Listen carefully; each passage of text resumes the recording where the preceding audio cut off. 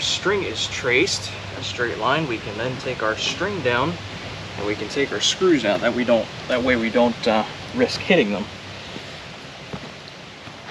We're not going very deep here. We're just looking for a little bit of a score mark. So you'll notice that I wasn't even paying attention to the level mark on the chainsaw, because right now we're not worried about a straight cut. We're just worried about scoring the line so that we have something to follow. So let's get these screws out of here, and then we'll actually start cutting, which is where I'll pay attention, of course, to that level line.